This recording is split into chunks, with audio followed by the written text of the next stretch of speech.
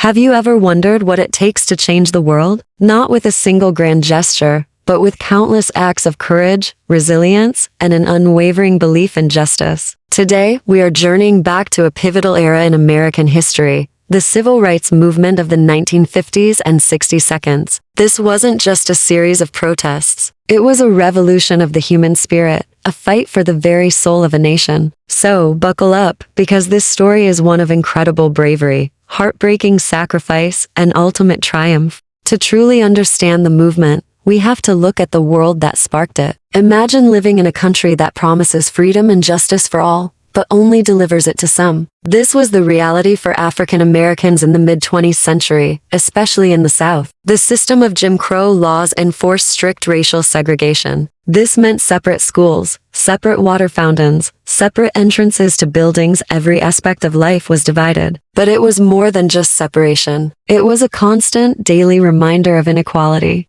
Black schools received far less funding. Job opportunities were severely limited, and the threat of violence was always present for those who dared to challenge the status quo. The right to vote, the cornerstone of democracy, was systematically denied through poll taxes, literacy tests designed to be impossible, and outright intimidation. This was the suffocating reality that generations had endured, a reality that was about to be challenged like never before. The seeds of change had been sown for decades, but a landmark moment came in 1954 with the Supreme Court case, Brown v. Board of Education. For years, the legal precedent was separate but equal, but the Knock legal team, led by the brilliant Thurgood Marshall, argued that separate facilities were inherently unequal. The Supreme Court agreed, declaring that segregation in public schools was unconstitutional. This decision was a legal earthquake. It didn't desegregate schools overnight. In fact, it was met with massive resistance, but it shattered the legal foundation of Jim Crow and gave the burgeoning movement a powerful moral and legal victory. It sent a clear message: the highest law of the land was now on the side of equality. Just 1 year later, in Montgomery, Alabama, a seamstress named Rosa Parks made a quiet but monumental decision. When a bus driver ordered her to give up her seat to a white passenger, she refused. Her arrest was the spark that ignited a firestorm. Local black leaders, including a young and charismatic preacher named Dr. Martin Luther King Jr., organized a citywide bus boycott. For 381 days, the African American community of Montgomery walked, carpooled, and organized their own taxi systems. They walked miles to work, in the rain, in the heat, showing incredible unity and resolve. The boycott crippled the city's transit system financially and drew national attention to the injustices of segregation. It wasn't just about a seat on a bus. It was a powerful demonstration of economic power and nonviolent resistance. The Montgomery bus boycott ultimately succeeded, and it catapulted Dr. King onto the national stage as the leading voice of the movement. The strategy that defined the movement, championed by Dr. King, was nonviolent civil disobedience. Inspired by Gandhi, this philosophy was about confronting hatred with love and violence with peaceful resistance. It took immense discipline and courage. In 1960, we saw this in action with the Greensboro sit-ins.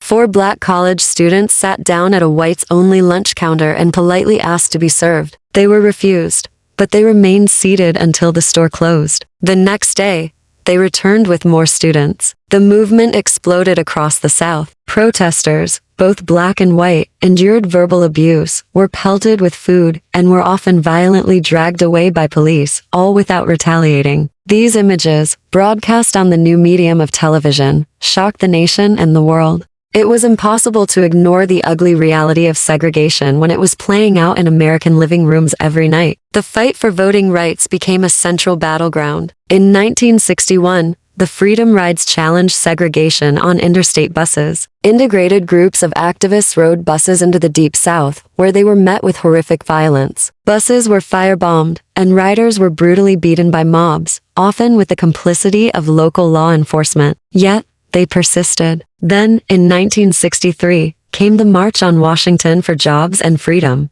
Over 250,000 people, a sea of humanity, gathered at the Lincoln Memorial in a powerful call for civil and economic rights. It was here that Dr. Martin Luther King Jr. delivered his iconic "I Have a Dream" speech. His vision of a nation where his children would not be judged by the color of their skin but by the content of their character became the anthem of the movement, a dream that resonated across the globe. The momentum was building, and the federal government could no longer look away. The Birmingham campaign in 1963, where police used high-pressure fire hoses and attack dogs on peaceful marchers, including children, horrified the nation and pushed President John F. Kennedy to propose meaningful civil rights legislation. After Kennedy's assassination, President Lyndon B. Johnson took up the cause, using his political skill to push through the landmark Civil Rights Act of 1964. This was a monumental victory. The act outlawed discrimination based on race, color, religion, sex, or national origin. It banned segregation in public places and started the process of ending unequal voter registration requirements. It was a legislative sledgehammer to the structure of Jim Crow, but the fight wasn't over, particularly the fight for the right to vote. In 1965, activists organized a march from Selma to Montgomery, Alabama, to demand voting rights. The first attempt, known as Bloody Sunday, saw state troopers brutally attack the peaceful marchers on the Edmund Pettus Bridge. The televised images of the violence galvanized public opinion like never before. President Johnson responded by calling for a comprehensive voting rights bill. Just a few months later, he signed the Voting Rights Act of 1965 into law. This act eliminated literacy tests and other discriminatory practices and authorized federal examiners to register voters. In the years that followed, African American voter registration and the number of black elected officials skyrocketed across the South. While Dr. King's philosophy of nonviolence was the movement's dominant force, it wasn't the only one. Figures like Malcolm X offered a different perspective. Initially, he advocated for black separatism and the right to self-defense by any means necessary. His powerful rhetoric articulated the anger and frustration of many in the urban North who felt that the nonviolent approach was too slow. Though his views evolved later in his life toward a more inclusive vision, his influence was undeniable. He gave voice to a different kind of struggle and pushed the conversation about race and power in America. His perspective, along with the rise of the Black Power movement, highlighted the diversity of thought and strategy within the broader fight for Black liberation. The civil rights movement was not the work of a few famous leaders. It was a mass movement powered by ordinary people doing extraordinary things: the students at the lunch counters, the families who walked in Montgomery, the organizers who risked their lives registering voters in rural Mississippi. It was a movement of teachers, farmers, ministers, and factory workers who simply believed in a better future. Their combined courage dismantled a century-old system of oppression and fundamentally reshaped American democracy. The challenges of racial inequality are far from over, but the victories of this era remind us that change is possible. They show us that when people unite with courage and conviction, they can bend the arc of the moral universe toward justice. Thank you so much for joining me on this journey through such an important chapter of history. The legacy of the civil rights movement lives on in the ongoing struggle for justice and equality today.